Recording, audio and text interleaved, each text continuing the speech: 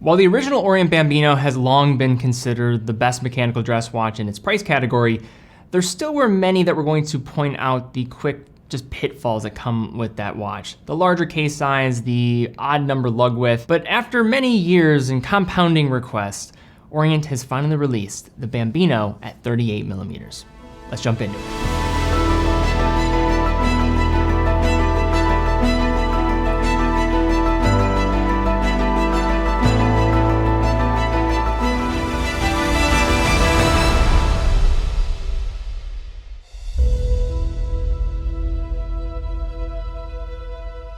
So the general breakdown of this video we're going to cover, first looking at some backstory of the Bambino. Don't want to spend too much time there because I think many people are familiar. Also looking at the dimensions and the wearing experience of this new piece, what ultimately remains the same. And then to close it out, talk about the conversation of whether or not you should buy or not to buy, and what are some of the considerations that I would have just come to the forefront when you're looking at these pieces. Also, before we jump into this video, if you love things dress watches, we have a great article looking at some of the best dress watches in the industry, spanning a wide variety of different price ranges. Also, if you're a fan of Japanese watchmaking, I would recommend our comprehensive article looking at some of the top Japanese watch manufacturers. I think this is a good article for two reasons. One, of course, great for a jumping off point in your research if you're looking for another brand, but also in addition to that, a great way to understand some of the brands that you might be familiar with a little bit more and knowing what to navigate when looking in their direction. So check out those in the description down below. Starting with an abbreviated history of Orient as well as this model family, Orient Watch Company was officially born in 1950, though it has roots dating back to a humble watch and clock wholesale shop founded in 1901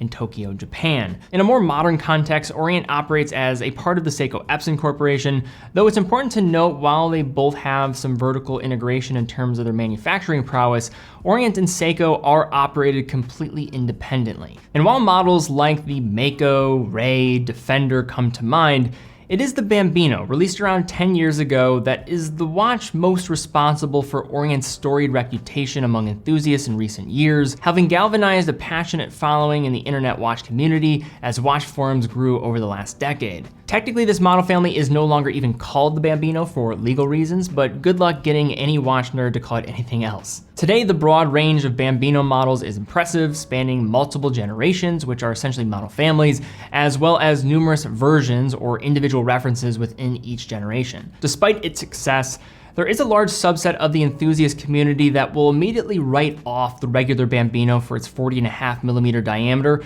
larger for a true dress watch, and perhaps more importantly, the combination of poor quality stock straps and the annoying 21mm lug width. However, earlier this summer, the new Bambino 38mm entered the chat. First as a JDM model, and now as a global release with an improved set of dimensions that completely changes the game. Now, despite the talk about the original Bambino being too large, the watch itself, in fairness, is not actually all that big at only 40.5mm in terms of its case diameter. The issue more than the measured size was the visual perception of the size, which was enhanced by the Bambino's very narrow bezel that allows for a lot of additional real estate to be taken up by the dial. Despite the more condensed lug to lug, the original Bambino was relatively true to size in its wear. And then shifting over to this latest edition, in contrast, it measures at 38.4mm wide by 44mm long with the calipers that we're using here, scaling down everything evenly across those measurements. Strangely, the Bambino 38 is thicker at 12.4mm as opposed to the roughly 11.8mm of the original, an effect of the more aggressively domed crystal in this instance, so something you're not going to really notice and wear. Moving into a conversation on the strap, we have another winning point here, and that's the distance shifting to 20mm in width between those lugs. A wonderful change that will allow a maximization of the watch with a myriad of straps. The straps provided are not the worst that I've handled by a Bambino, but then again, they feel of their price range, offering a stiff padded alligator grain with a synthetic looking sheen with a simple pin buckle to match. Taking together this new set of dimensions and the update to the lug width combined to address the two most common criticisms of this model family. A model family that I will add had little trouble achieving its cult classic status among enthusiasts, even with these pain points. Looking beyond the newness, it's important to also note that this is still very much a Bambino, sharing much of the same original design language and format. Now, in contrast to the original Bambino's wide array of generations and versions, the new Bambino 38 is offered in a variety of variants, a little bit more condensed down, with two that we have here on display being the matte off-white shade or a more traditional white silver sunray finish. And while this is of course a smaller package, this dial is essentially proportionally downsized version of that Gen 2 version 4 enthusiasts know and love, pairing a simple printed minute track with applied dart shape indices and faceted Dauphine style hands at the center, which are blue on the off-white dial and polished steel on the white silver version. A non-color matched date wheel is still visible beneath the faceted window at 3, with Orient's prominent logo at noon and the simple water resistant text at 6, speaking to the model's 30-meter rating. The case shape and finishing scheme are also borrowed from the original, with a highly polished slender sloping bezel, curved lugs, and case top paired with neatly brushed vertical case flanks. Much of the Bambino's reputation stems from the level of finishing on display for the price, with the new Bambino 38 dial and case both keeping firmly in line with the refinement on a budget trend. A proportionally downsized push-pull crown is engraved with the Orient logo and located at that 3 o'clock position, offering hand winding as well as hacking functionality thanks to the caliber the f6724 within. Also borrowed from the larger Bambino and visible beneath a mineral exhibition caseback, the f6724 is a straightforward automatic movement with 22 joules, operation at 21,600 vibrations per hour, 3 Hz in terms of beat frequency, features hacking and hand winding as mentioned, and a power reserve of 40 hours. Now the movement is simply machine finished, but still offers a few hits of polishing on the screw heads while keeping the automatic functionality on display. One of the main reasons for Orient's fandom is their ability to somehow produce manufactured movements with substantial volumes at incredibly reasonable prices. Now, Orient calibers are quoted at accuracy standards of -15 to +25 seconds a day, similar to the competition if you look at Miyota or Seiko. However, after testing hundreds of Orient watches, they typically outperform these standards, with these two examples keeping time at +2 to +5 seconds a day for the off-white dial variant and -10 to -5 for the white silver version.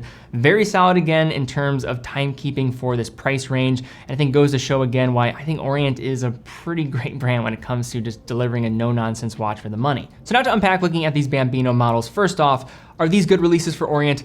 Absolutely. I'm surprised it took this long to get a 38mm Bambino, but let's just talk about some of the cons and then pros first. To begin, I think the stock straps, again, you're gonna wanna switch this out, but the fact that now these are not 21mm makes this way less of an issue. The other thing that I will mention here when looking at these Bambinos is you have the thickness. Again, I don't think that is going to affect its wear. The crystal is more prominently domed. The faceting of the case also is very well done. It's going to break down really nicely. It's going to still slide underneath dress cuffs.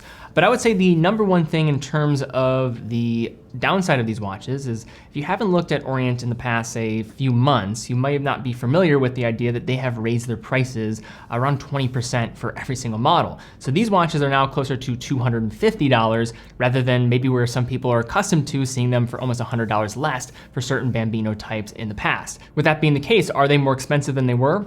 Yes, and this is also the case if you look at some of the older Bambinos, as things are now shifting up as parts have gotten more expensive for the brand. But also, is the watch still worth $250 and still a good value proposition there?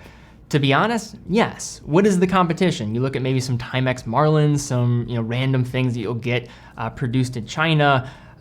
To me, this is still the definitive dress watch for $250, much more wearable. The wearability is simply fantastic. 38mm for anybody that wants a more traditional wearing dress watch while still having some contemporary fit and finish.